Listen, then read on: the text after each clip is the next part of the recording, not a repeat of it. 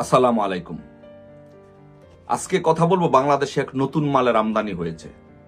সে নতুন মাল হচ্ছে ডাস্টবিন শফিক। তো ডাস্টবিন শফিক ঘোষণা দিয়েছে যে বাংলাদেশে 15ই আগস্টের কেউ যদি প্রোগ্রাম করে কোনো অনুষ্ঠান করে বা শোক র্যালি করে তাহলে তাদের বিরুদ্ধে ব্যবস্থা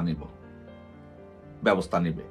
কিন্তু ডাস্টবিন শফিক আসলে বাংলাদেশের আওয়ামী লীগের ইতিহাস সম্পর্কে তার কোনো ন্যূনতম কোনো ধারণা নাই। বাংলাদেশ আওয়ামী লীগ সম্পর্কে তার কোনো ধারণা নাই। তার ডাস্টবিন শফিককে জাস্ট আওয়ামী লীগের ইতিহাসটা একটু স্মরণ করায় দিতে চাই। মিস্টার ডাস্টবিন শফিক, শুনে রাখেন যে বাংলাদেশ আওয়ামী লীগকে এই টিক্কা খান, আইয়ুব, এরা কেউ ধাবায় রাখতে পারে নাই। পাকিস্তানি শক্তিশালী শাসক টিক্কা খান এবং আইয়ুব খানকে পরাজিত করেই বাংলাদেশ আওয়ামী লীগের নেতৃত্বে এই বাংলাদেশ স্বাধীন হয়েছে। দামায় রাখতে পারে নাই। 1975 সালে বঙ্গবন্ধুকে হত্যা করার পর শেখ কামাল, শেখ জামাল, শেখ রাসেল সহ পুরো পরিবারটাকে হত্যা করার পরে এই ডাস্টবিন শফিকের পূর্বসূরীরা খন্দকার মোস্তাক, জিয়া, ডালিম, ওরা মনে করেছিল যে বাংলাদেশ আওয়ামী লীগের নাম আর কেউ নিবে না। এই বাংলাদেশে ইতিহাস থেকে আওয়ামী লীগের নাম মুছে ফেলেছে। আসলে কি বাস্তবে পেরেছিল? এই ডাস্টবিন শফিক, শোন, তোর পূর্বসূরীরা কি পারছিল? তোর পূর্বসূরীরা পারে নাই।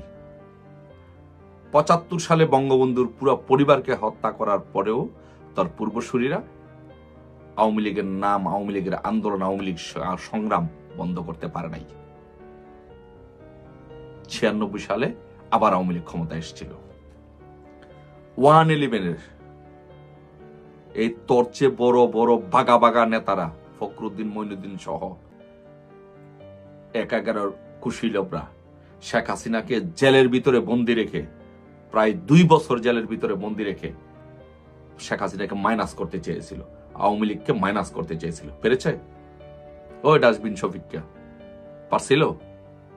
পারে নাই। আওয়ামী লীগ রাজপথে তাদের শক্তির সক্ষমতার যোগান দিয়ে শেখ হাসিনাকে মুক্ত করে তারপরে এই দেশে প্রধানমন্ত্রী করেছিল। আমরা করেছিলাম, আমি সালাউদ্দিন করছিলাম। 111-এ তোর মঈনুদ্দিন, ফখরুদ্দিনের আর্মির সাথে লড়াই করে, সংগ্রাম করে, ঢাকা বিশ্ববিদ্যালয়ে যুদ্ধ করে সেদিন তাদেরকে পরাজিত করে বঙ্গবন্ধু কন্যা শেখ হাসিনাকে আমরা প্রধানমন্ত্রী করছিলাম। শুনে রাখ ডাস্টবিন শফিক, বাংলাদেশ আওয়ামী লীগের যেহেতু বঙ্গবন্ধু কন্যা শেখ হাসিনা জীবিত আছে, আবার এই বাংলাদেশে শেখ হাসিনা এই দেশের প্রধানমন্ত্রী হবে। আমরা আন্দোলন করে রক্ত জড়িয়ে, বুকের রক্ত জড়িয়ে শেখ হাসিনাকে আবার এই দেশে প্রধানমন্ত্রী করব। থামায় রাখতে পারবি না।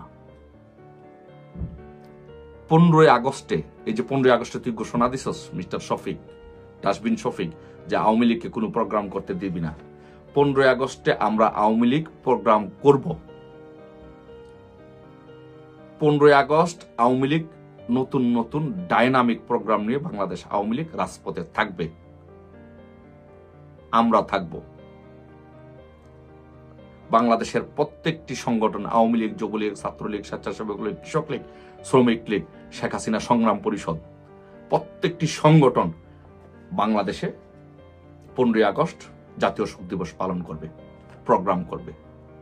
তোর বাপের যদি সক্ষমতা থাকে, তোর বাবার যদি সক্ষমতা থাকে, তুই মুখ খারাপ করলাম না, তুই পারলে থামায় রাখিস। আর এই 15ই আগস্টের শক্তিতে বলিয়ান হয়ে আমরা রাজপথে থাকব, আন্দোলন সংগ্রাম করব এবং কমিটমেন্ট দিলাম,